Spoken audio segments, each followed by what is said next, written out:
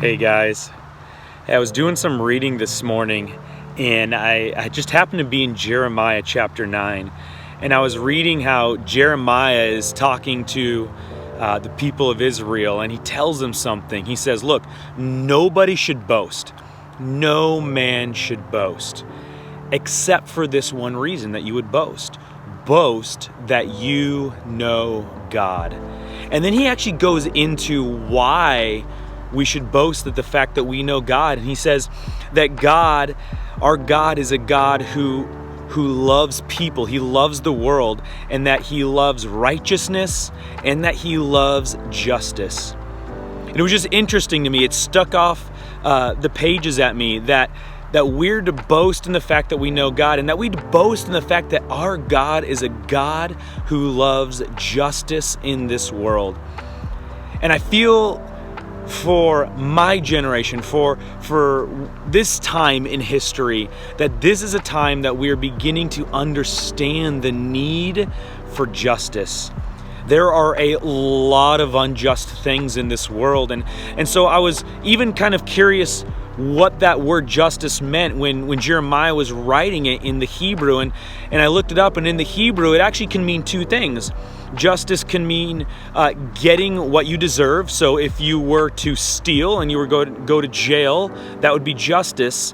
But in this particular sense, what he's saying here is this active way of justice, that you are doing justice. You are seeking out justice, that God is a God of justice for those who are lesser than, those who are weaker than, for the marginalized, for the outcast, for those who nobody else is fighting for. God is fighting for them, and he acts justly for them, and he acts in justice for them. And man, as I read that, and I realized kind of what that means, especially for our current time and our current situation, that as Christians, as followers of Jesus, we need to be people like our God, in the sense that we seek after love, we seek after righteousness, we seek after justice. And we look to see justice done for the hurting, for the marginalized, for the outcast, for the immigrant, for those that nobody else is seeking justice for. And man, it just hit me. It just hit me in the heart. It hit me to realize, as a follower of Jesus, this is something that I am called to do. This is not something that's a good idea. This is not something that God says, hey, if you have a little extra time on your weekend, you should look for justice, right? In Micah, we also read that God commands this of Israel. He says, look, do justice, love mercy, and walk humbly with your God. And I think it starts there.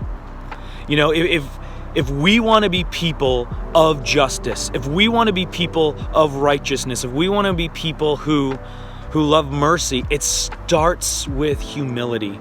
To recognize that I am a sinner, that I am broken, that I cannot fix a sin issue, a sin problem.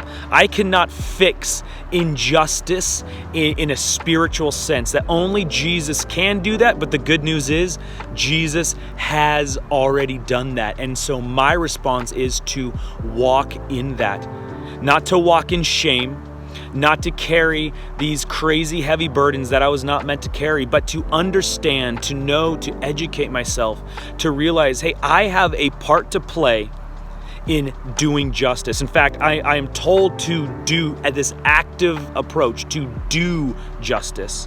And so, church, let's recognize and realize that Jesus has already won the victory, that Jesus has already paid for the path of justice. But let's do our role in actively doing justice for those that are marginalized, those that are weaker, those that no one is seeking out justice for, if not for us.